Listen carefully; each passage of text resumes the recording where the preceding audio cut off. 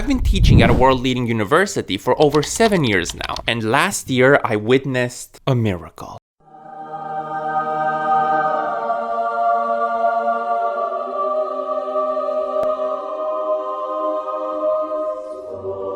The birth of a perfect student.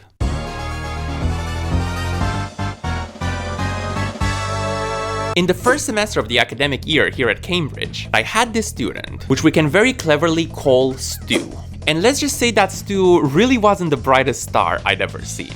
Not handing his work on time, skipping classes, not taking anything seriously. Let me ask you a very fair question. What do you do successfully? Quickly.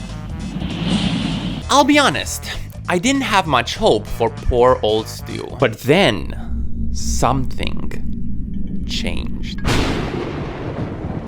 I was very confused at first, but after the winter break in the second semester, Stu was no longer, well, Stu. He became something more. He became Stewart. Now, unlike Stu, Stewart had no time for nonsense. Every assignment he would ace. In every tutorial he would participate actively. And then it happened.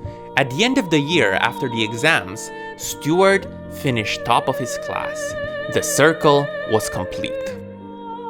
So, how did he do it?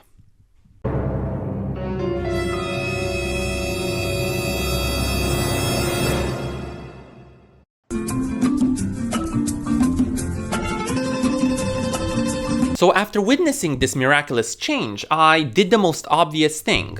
I went ahead and asked Stu what exactly happened over the winter holiday, and he had this to say. Before, I never really felt like studying, because it felt like work with no reward. So I started rewarding myself. For every hour of work, I would watch a One Piece episode.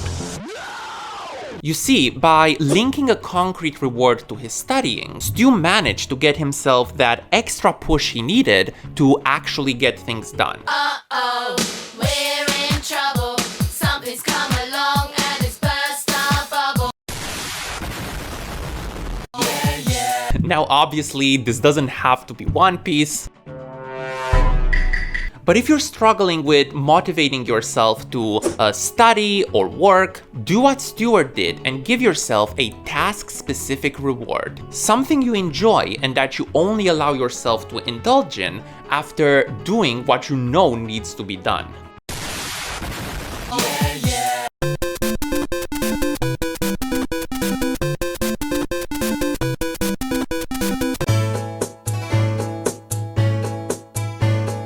So another thing students like Stu really struggle with is time management. They ask you how you are and you just have to say that you're... What I've noticed is that people either plan too little and then everything just ends up feeling overwhelming, or they go on the other extreme and really overplan every hour of the day, inevitably leading to burnout. Instead, what you want to do is to be somewhere in the middle. You want to have some structure to your day, obviously, without letting it get overwhelming. And this is where the pizza technique comes into play. I would split my days in 4 4-hour quarters, with each quarter dedicated to one activity. The important part is that these quarters are self-contained. At the end of each quarter, I would move on, whether I did well or poorly.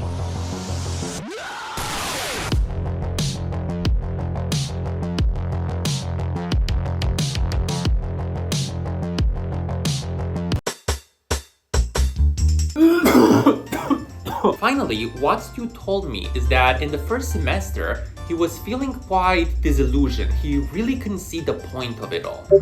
What's the point of studying and getting a degree? I'd ask myself. I know so many people with degrees that are unemployed. I kept thinking that would be me for sure, which, as you can tell, didn't make studying sound too appealing. Honestly, quite an understandable feeling to which I can relate a lot, and with which I'm sure many young people can really empathize. But of course, what we have to remember here is that not all degrees are made equal. And as obvious as it sounds, it's really true. Sometimes ranking higher in your course can give you that edge you need to make it through the door, to have employers actually look at your file. She's an icon, she's a legend, and she is the moment.